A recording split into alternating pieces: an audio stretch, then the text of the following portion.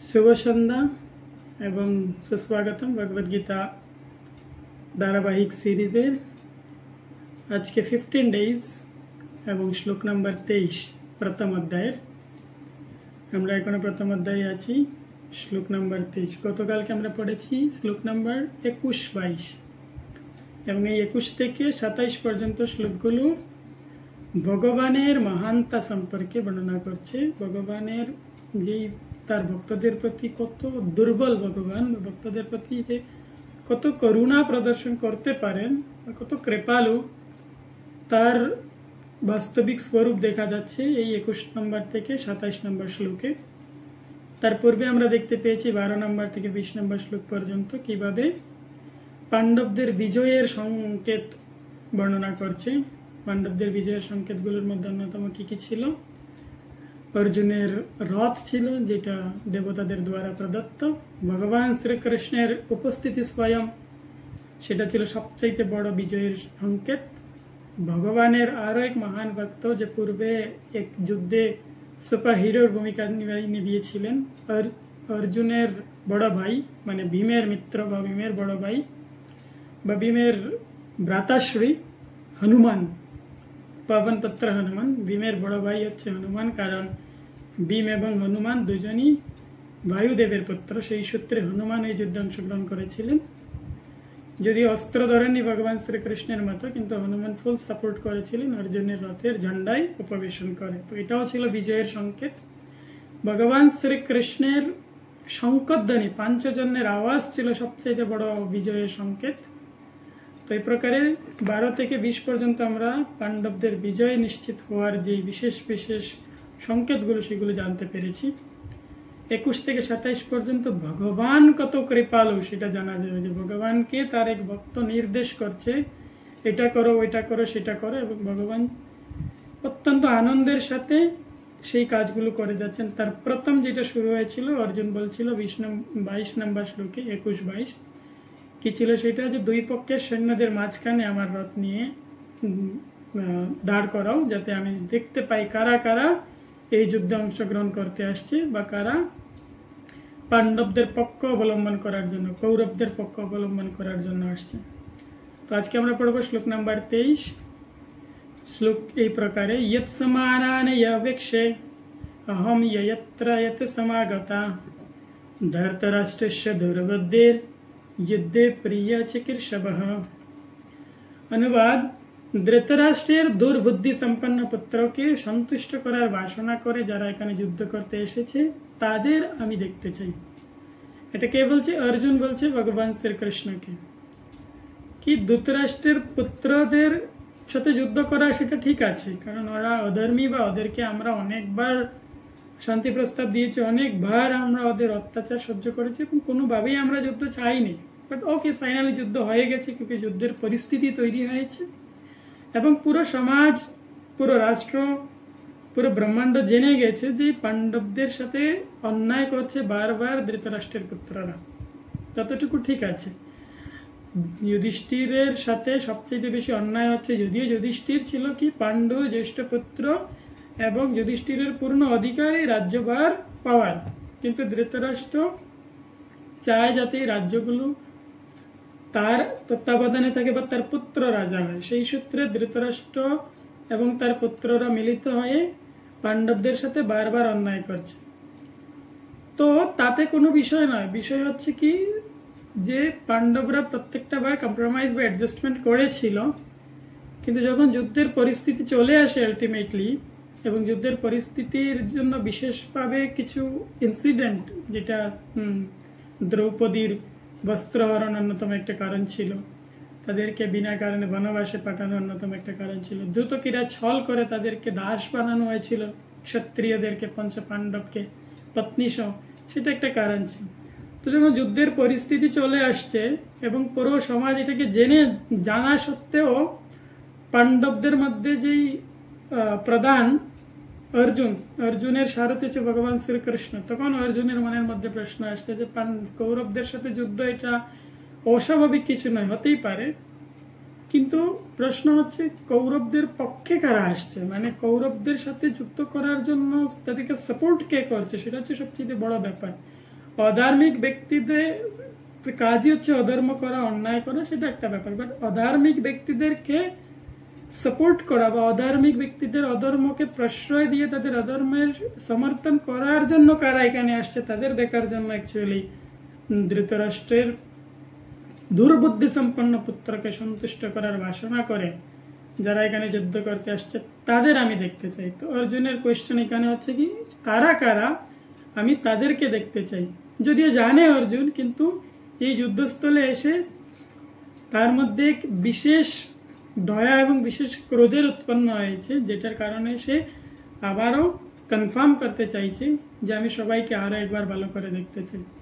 এবং তার আরো একটা প্রধান কারণ হচ্ছে সে যেহেতু ভগবানের বিশেষ ভক্ত এবং তার হৃদয়ে দয়া বা অনুকম্পা আছে, তাই এইটাও একটা বিশেষ কারণ যে সে বুঝতে পারছে যে এই যুদ্ধে অনেকেই এরপরে আর থাকবে না বা অনেকের সাথে আমাদের এটাই লাস্ট মিলন হওয়া বা মিলিত হওয়া এই যুদ্ধক্ষেত্রে। তাই আমি সবাইকে ভালোভাবে দেখতে চাই। এখানে আমার অনেক মিত্ররা আছে, পরিবারের জ্যেষ্ঠরা আছে, গুরু আছেন, আচার্য আছেন, পিতামহ আছেন। তো সবাইকে আরো একবার ভালো করে দেখার জন্য সে ভগবান শ্রীকৃষ্ণকে নির্দেশ করছে যে প্রভু আপনি দয়া করে রথটাকে সামনে নিয়ে চলুন যাতে আমি আবার দেখতে পাই। তাই জন্য এই 24 এবং 23 নম্বর শ্লোক হচ্ছে অর্জুনের এরকম হঠাৎ একটা ইচ্ছা ক্রিয়েট হয়েছে, ইচ্ছাটাকে আমি সবাইকে দেখতে চাই। এবং এই অর্জুনের ইচ্ছা বা আদেশকে মান্য করে ভগবান যেভাবে রথকে নিয়ে যাচ্ছেন একদম একদম প্রপার এক সার্ভেন্টের মতো, এক সেবকের মতো, সেটা হচ্ছে ভগবানের এক বিশেষ তার ভক্তদের প্রতি যে সমর্পণ হওয়ার ইচ্ছা বা অভিলাষা তার প্রমাণ। তারপরের শ্লোকে 24 নম্বর শ্লোকে সঞ্জয় এই আপডেটসটা দিচ্ছে, এই যতগুলো হয়েছে ইনসিডেন্ট সবগুলোর আপডেট সঞ্জয় দিচ্ছে কাকে, ধৃতরাষ্ট্রকে। ওইদিকে 24 হচ্ছে সঞ্জয় উবাচ एवं उक्त ऋषिकेश घोड़ाकेशेन भारत सेनयर्वयर्मध्ये स्थापयित्तारथ उत्तमम। সঞ্জয় বলছে হে ভরত বংশধর, কাকে বলছে, ধৃতরাষ্ট্রকে। ধৃতরাষ্ট্রকে ভরত বংশধর বলছে সঞ্জয়। কারণ কি, কারণ ধৃতরাষ্ট্রকে মনে করিয়ে দিচ্ছে যে আপনি এক মহান রাজা, ভরতের কি উত্তরাধিকারী বা ভরতের উত্তরসূরি, এরকম এক মহান রাজার উত্তরসূরি হওয়ার পর আপনি কাপুরুষের মতো কাজ করছেন। আপনি পাণ্ডবদের সাথে কি ছল করেছেন বা পাণ্ডবদের অধিকার থেকে বঞ্চিত করেছেন। এক রাজা হওয়ার পর আপনি নিজ পুত্র মোহে অধর্মীদের সঙ্গ দিচ্ছেন, নিজে অধর্মে যুক্ত আছেন। কিন্তু আপনার পূর্ব উত্তরসূরিকে ভরত, তো ভরত মহারাজের উত্তরসূরি হয়ে আপনি এরকম কাজ করেছেন। কিন্তু অর্জুনকে সাপোর্ট করার জন্য বা অর্জুনের নির্দেশ মানার জন্য কে উপস্থিত, স্বয়ং ভগবান শ্রীকৃষ্ণ উপস্থিত, ত্রিভুবনের যিনি নাথ।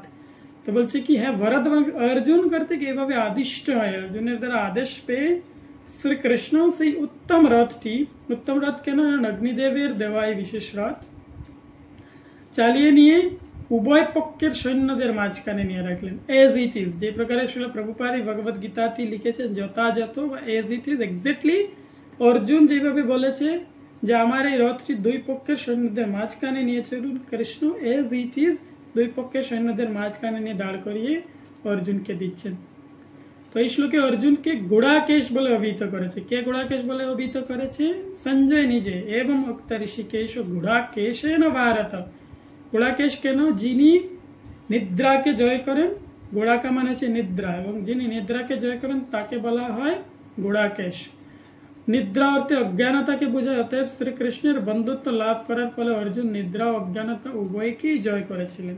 এটা একটা বিশেষ কারণ, ভগবানের সঙ্গের প্রভাবে এটা খুব কঠিন কিছু নয়। কারণ ভগবানের সাথে যে আছে, ভগবানের মিত্র রূপে, ভক্ত রূপে, সখা রূপে, সেই ব্যক্তির প্রথম থেকেই সে গুড়াকেশ, নিদ্রা জয় করা ব্যক্তি। অতএব এখন ভগবানের সাথে আছে, তাই জন্য ভগবান আছেন স্বয়ং ঋষিকেশ, যিনি ইন্দ্রিয়কে দমন করার জন্য সবচেয়ে প্রসিদ্ধ। তো সেই ঋষিকেশের সাথে থেকে অর্জুন কি হয়েছে, কি গুড়াকেশ হয়ে গেছে। এবং গুড়াকেশ হওয়ার কারণে কি হচ্ছে, সে দিন এবং রাত দুই টাইমে ইকুয়ালি যুদ্ধ করতে পারবে এবং শত্রুদের বিনাশ করতে পারবে। এটা রিমাইন্ডার করে দিচ্ছে আরো একবার ধৃতরাষ্ট্রকে, কে, সঞ্জয়, যে আপনি জানেন কি অর্জুন হচ্ছে গুড়াকেশ। যদিও এটা ধৃতরাষ্ট্র জানে, তারপর রিমাইন্ডার দিচ্ছে কেন, কারণ অর্জুন এত মহান যোদ্ধা যে আপনার ছেলেদের পক্ষকে दिन এবং রাত উভয় টাইমে যুদ্ধ করার ক্ষমতা রাখা এক যোদ্ধার সাথে যুদ্ধ করতে হচ্ছে। তো শ্রীকৃষ্ণের পরম ভক্ত অর্জুন এক মুহূর্তের জন্য শ্রীকৃষ্ণকে বিস্মিত হতেন না। তা ভক্তের একটা বিশেষ লক্ষণ, বা ভক্ত শুদ্ধ ভক্ত বা ভগবানের প্রিয় ভক্তদের একটাই হচ্ছে বিশেষ গুণ, স্ববৈ মনঃ কৃষ্ণ পদারবিন্দয় वर्चम श्री वैकुंठ गुणान वर्णने करौ हरेर मंदिर मार्जनादिषु। तो भगवानेर भक्तरा सदा सर्वदा निजेर माइंड के स्मरणेर माध्यमे एंगेज राखे कि भगवानेर सेवाय बा भगवानेर चिंताय स्वयने अथवा जागरणे भक्त भगवानेर नाम रूप गुण लीला स्मरणे कखनो बिरत हन ना। एभावेई कृष्ण भक्त सर्वदाई कृष्ण चिंताय मग्न थेके निद्रा अज्ञानता जय करते पारेन। सो एखाने अर्जुन निद्रा अज्ञानताके जय करेছেন তার কারণ ভগবানের সঙ্গ লাভ বা ভগবানের নির্দেশনার মাধ্যমে ভগবানের বিশেষ পার্ষদ রূপে এই প্রকারে যুদ্ধক্ষেত্রে যাওয়ার কারণে। কিন্তু শুধু তাই নয়, ভক্তদের ক্ষেত্রে বা ভক্তিতে এই ইন্দ্রিয়গুলো নিয়ন্ত্রণ করার একটা বিশেষ সেবা বা বিশেষ প্রত্যা হচ্ছে গিয়ে কি ভগবানের নামে বা ভগবানের সেবায় যুক্ত হওয়া, ভগবানের নাম স্মরণ করা, কীর্তন করার মাধ্যমেও কেউ এই প্রকারে ইন্দ্রিয় কন্ট্রোল করতে পারে এবং ভগবানের সেবায় পূর্ণরূপে যুক্ত হতে পারে। ঋষিকেশ অথবা সমস্ত জীবের ইন্দ্রিয় মনের নিয়ন্তা হবার ফলে শ্রীকৃষ্ণের অর্জুনের অভিপ্রায় বুঝতে পেরেছিলেন কেন তাকে সৈন্যের মধ্যে রথ স্থাপন করতে বলেছেন। এইভাবে অর্জুনের নির্দেশ পালন করার জন্য তিনি বলেন। তো স্বাভাবিক ভগবানের নির্দেশ পালন করছেন ভক্ত এবং ভক্তের নির্দেশ পালন করছেন ভগবান, এটাই তো আন্ডারস্ট্যান্ডিং, এটাই ভক্ত এবং ভগবানের সবচাইতে মধুরতা সম্পর্কের মধ্যে। এবং এই সম্পর্কের মধ্যে এত মধুরতার পরেও ভক্তের যেই বিশেষ ইনস্ট্রাকশন সেটার মূল তাৎপর্য জানা সত্ত্বেও ভগবান কোয়েশ্চেন করেনি, ভগবান ডাইরেক্টলি রথকে নিয়ে যাচ্ছেন কোথায়, যেখানে অর্জুন বলেছে সেই জায়গাতে।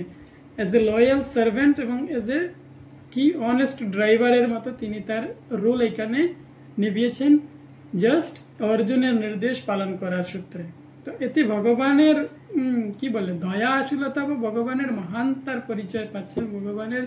ভগবান বারবার বলছেন আমি আমার ভক্তদের সেবক বা ভক্তদের দেশ। তার প্রমাণ হচ্ছে এই জায়গাতে যেখানে ভগবান কে অর্জুন বলেছে একবার যে প্রভু দুই পক্ষের সৈন্যের মাঝখানে রথ নিয়ে চলুন, ভগবান নো কোয়েশ্চেন ডাইরেক্টলি রথ চালু করে দুই পক্ষের একদম মিডিলে নিয়ে স্থাপন করেছেন এবং অর্জুনকে সহযোগিতা করছেন এই যুদ্ধে। সো এই শ্লোক হচ্ছে এতটুকু, কালকে আমরা পড়ব 25-26। হরে কৃষ্ণ। জগৎগুরু শিল প্রভুপাদ কি জয়।